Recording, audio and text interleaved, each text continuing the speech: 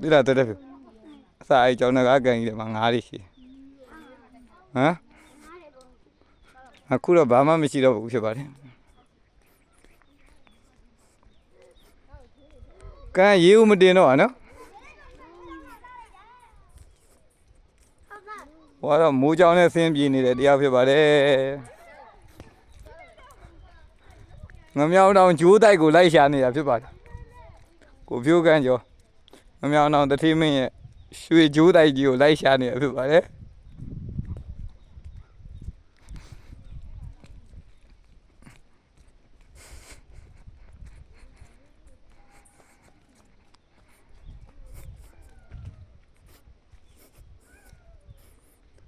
အဲ့ရေကန်နဲ့လည်းရေမရှိတော့ဘူးနော်ရှိတယ်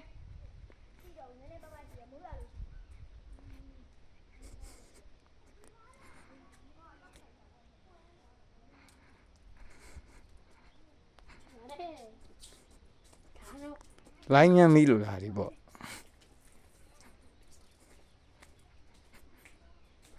ခိုးကြီးတွေရောညာကြီးပါငါကကြောင်နှကောင်းကွင်းရတယ်ဗျာကတော့ကွင်းရတယ်ဒါတော့ကိုရွှေကြီးမြင့်ကြောင်အမကြီးကြောင်အမကြီးဒါတော့ကောင်းလေးမှန်းနေကိုယ်ကိုယ်ဒါတော့ကြောက်ခဲ1985ခုနှစ်ဖိတာပါရောဒါပါကျောင်းကဟွာတယ်မှာဒါကြီးကတော့အဘွယ်ထူကြကြောင်ငါးဖြစ်ပါတယ်ဘောက်တွေကလည်းတော့ခတ်ထားဖြစ်ပါတယ်ကြောင်ငါးလာဟုတ်ကဲ့ထူချာကြောင်ငါးခေါင်းပဲ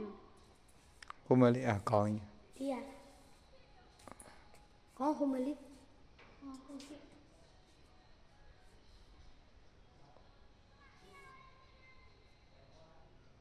ကြောင်ငါး